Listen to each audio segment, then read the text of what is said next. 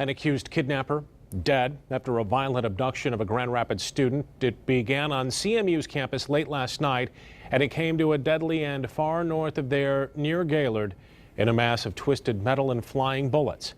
It's an unnerving story sending shockwaves throughout Mount Pleasant, but also rattling West Michigan parents who have kids at Central. There are a lot of twists and turns in this one, and 24-hour News 8's Leon Hendricks is on top of them all for us live from Mount Pleasant tonight. Leon? Brian, good evening. Just a terrifying story here. Police say the information they have has led them to believe that the suspect was in wait here in the parking lot here at the Student Activity Center, that he actually passed over two other potential victims until he found the one who was walking alone.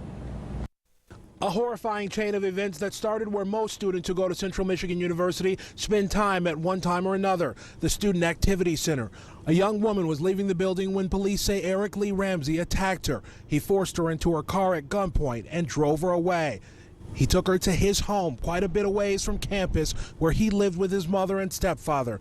There, police say, the victim was raped. A man who said he was Ramsey's stepfather said he was shocked by what happened, called the behavior out of character for his stepson. He said Ramsey's mother and he were at work at the time of the incident. After the sexual assault, the victim was forced back into her car. Ramsey told her, police say, that he was going to kill her, and he had the tools to do it, including gasoline. There's no question in our minds that she would not be alive this morning had she stayed in that car with him. As they drove, the victim made a desperate move to save her own life. She jumped from the moving car and ran toward this home with its porch light on. She's like, well, there's a guy just kidnapped me and he was gonna try to kill me, and he's like, we gotta hide it. So I locked all my doors. Two young kids, James Person and his little sister, were home waiting for mom and dad to get back. Yeah, I was definitely scared opening the door, and when we were in the bathroom, I was just petrified. I didn't know what was going to happen. Then things got even more terrifying when Ramsey came toward the home. He came up to the door and we heard banging, and he was screaming, let me in. He set the house on fire as the kids and the victim hid in the bathroom. Luckily, he then left, and the kid's father returned home in time to put the flames out.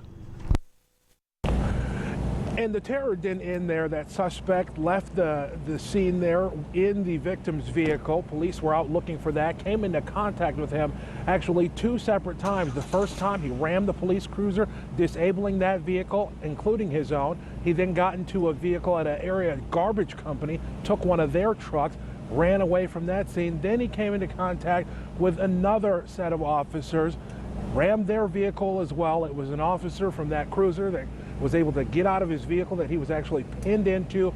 He fired the shot that killed the suspect out of fear for his own life. Reporting at Central Michigan University, Leon Hendricks, 24-hour News 8.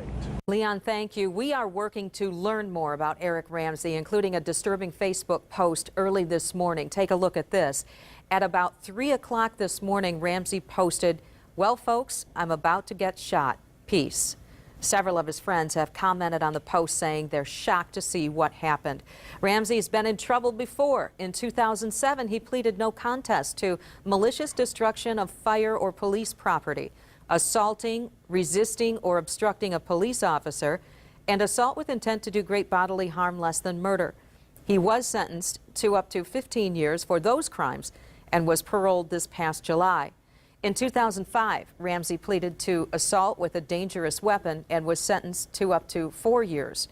We're going to keep working this story throughout the night. 24-hour News 8 at 11. We'll have more for you. We'll show you how campus police are responding to keep students safe there.